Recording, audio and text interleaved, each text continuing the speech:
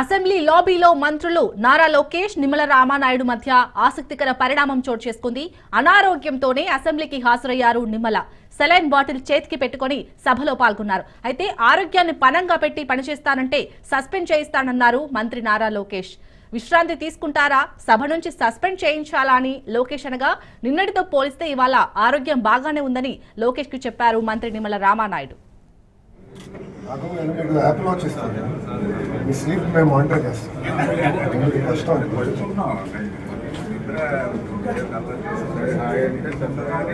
ప్రశాంతంగా టీవీలో చూడండి.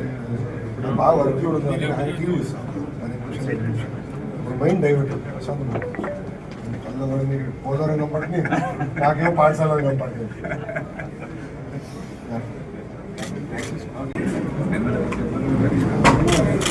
నిన్నైతే ఈ